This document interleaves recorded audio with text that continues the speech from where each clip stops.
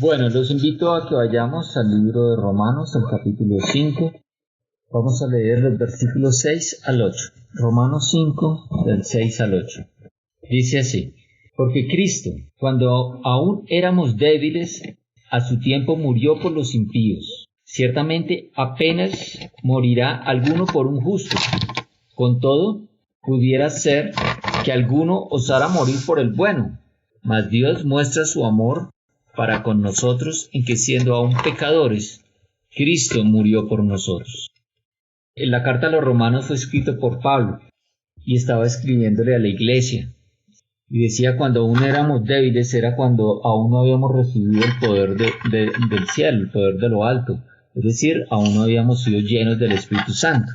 O sea, está hablando de cosas que sucedieron antes de la llenura del Espíritu Santo. Dice que Jesús a su tiempo murió por los impíos. A su tiempo, Jesús murió por los impíos.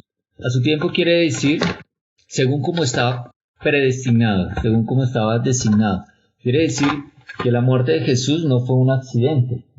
La muerte de Jesús estaba establecida desde antes de la creación misma.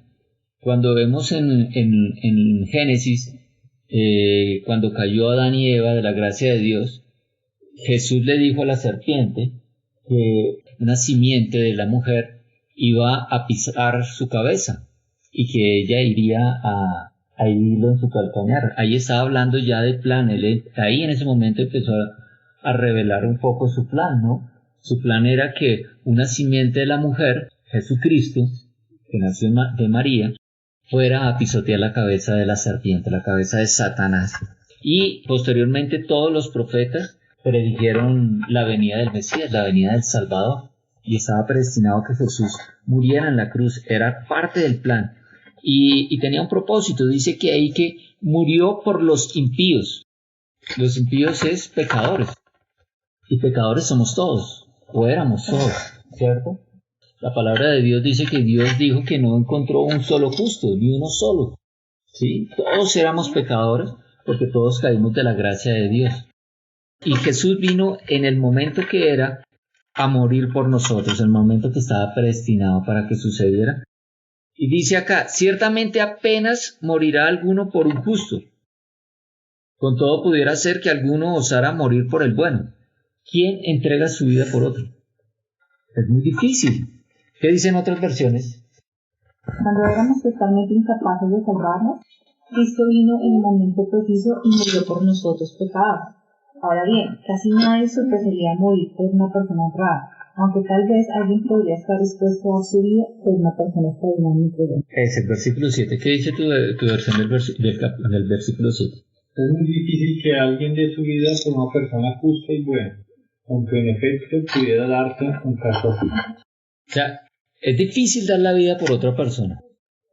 Puede que alguien por una persona justa y buena se sacrifique, ¿sí? Pero mire lo que dice el versículo 8. El versículo 8 dice, mas Dios muestra su amor para con nosotros, en que siendo aún pecadores, Cristo murió por nosotros. O sea, Cristo no murió por justos y buenos, porque no había ni uno. Cristo murió por todos nosotros los pecadores, ¿sí? Y de esa manera Dios demostró su amor por la humanidad. ¿Quién más haría eso? ¿Quién entrega a su Hijo para morir, para darle vida a otros? Solamente lo hace Dios, porque el amor de Dios no tiene comparación, es un amor inagotable. Y Él dio a su Hijo Jesucristo para que entregara su vida por nosotros. Pero Cristo sí murió en la cruz, pero Cristo no quedó muerto. Cristo resucitó en victoria. Y ese proceso de muerte y de resurrección es la que a nosotros nos dio la salvación, nos dio el camino a la salvación, ¿cierto? Pero la cruz sí es muy importante. Lo que sucedió en la cruz es muy importante para nosotros los creyentes, los hijos de Dios, porque la sangre de Cristo fue derramada, la sangre del Cordero de Dios. Fue el precio que Dios pagó para librarnos a nosotros del pecado. Miren lo que dice Colosenses 2.13. Vamos a Colosenses 2.13. 2.13. ¿Alguien la tiene ya? Sí. ¿Qué dice? Ustedes estaban muertos a causa de sus pecados, y porque aún no les habían quitado la naturaleza pecaminosa, Entonces Dios les dio vida con Cristo al perdonar todos nuestros pecados. Entonces, cuando la sangre de Cristo fue derramada, esta sangre pagó el precio de nuestros pecados. Pagó el precio que debíamos pagar cada uno de nosotros por nuestros pecados. Y los pagó Cristo, y Él pagó los pecados por todos nosotros. Y nos dio vida juntamente con Él. ¿Sí? Y continúa leyendo el versículo 14. Él anuló el acta con los cargos que había contra nosotros y la eliminó clavándolo en la cruz. Resulta que había un acta de decretos contra nosotros. ¿Quién es el acusador? No. ¿El acusador? El acusador es Satanás. Satanás es el que acusa a todos nosotros. Es el que tienta y el que luego acusa. Y él tenía un acta de decretos contra nosotros. Tenía una lista de pecados que hemos cometido, ¿sí? Y es el que nos está acusando delante de Dios. ¿Sí? Pero ¿qué hizo Jesucristo acá? Él cogió ese acta de decretos, esa lista de pecados, y la clavó en la cruz. La clavó en su cuerpo. Él mismo tomó todos los pecados de la humanidad, toda esa acta de decretos que tenía Satanás para acusarnos, las tomó en su cuerpo y las clavó en la cruz. Y mira lo fantástico que pasó después de eso. El versículo 15. De esa manera desarmó a los gobernantes y a las autoridades espirituales. Los avergonzó públicamente con su victoria sobre ellos en la cruz. En la cruz, Jesucristo avergonzó a todas las fuerzas todos los seres espirituales de maldad, a Satanás y a sus demonios. Los hizo desfilar derrotados ahí en la cruz. Ahí en la cruz, ahí en ese momento fue que los exhibió públicamente. El mundo entero pudo ver la derrota de Satanás en ese momento en la cruz. ¿Por qué? Porque todos los pecados que Satanás tenía en su lista para contra nosotros la humanidad, Jesucristo mismo los tomó en su cuerpo y los clavó en la cruz. Entonces ahí nosotros fuimos, mira lo que dice Colosenses 1:13. Volvamos una hojita y ahí encontramos Colosenses 1:13. ¿Quién la tiene? Pues Él nos rescató del reino de la oscuridad y nos trasladó al reino de su Hijo amado. ¿Y el 14? Quien compró nuestra libertad y perdonó nuestros pecados. La sangre de Cristo pagó la libertad, pagó nuestra libertad. ¿De qué nos libró? Nos libró de la potestad de las tinieblas. Por eso Satanás y todos sus demonios fueron exhibidos derrotados, porque el Señor nos libró de la potestad que tenía sobre nosotros la humanidad en ese momento. Ahora, mira lo que pasó con esto. Vamos ahora a Romanos 8, del 16 al 17. Pues su espíritu se une a nuestro espíritu para confirmar que somos hijos de Dios.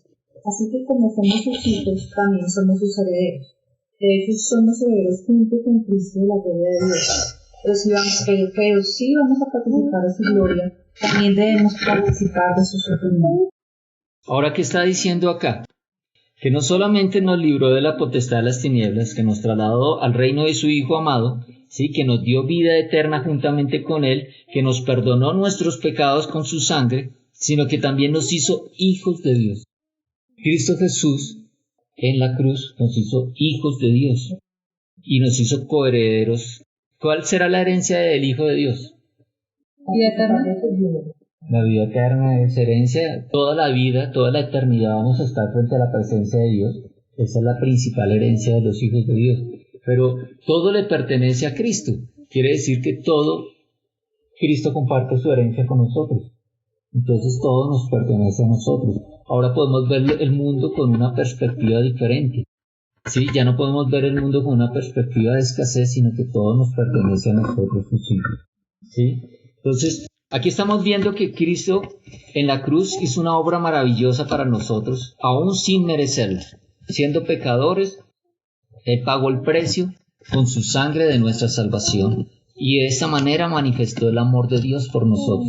Quiere decir que somos amados por Dios. No hay una manifestación más grande del amor que la que hizo Dios por nosotros, enviar a su Hijo para entregar su sangre. O sea, somos amados por el Altísimo.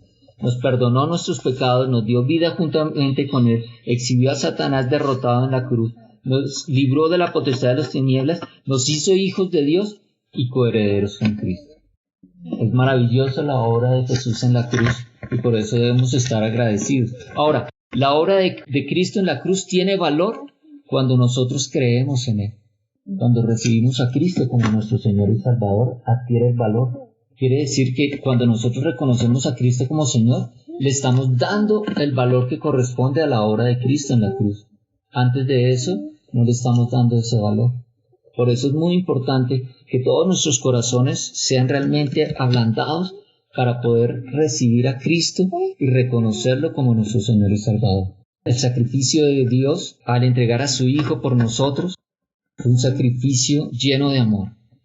Pero la recompensa de ese sacrificio es poner nuestra mirada en Él, reconocer a Cristo como nuestro Señor y Salvador, que entregó su vida por nosotros, que nos dio la victoria, que nos hizo hijos de Dios, que nos libró de la potestad de las tinieblas, nos libró del poder de Satanás sobre nosotros y además nos hizo coherederos junto con Él.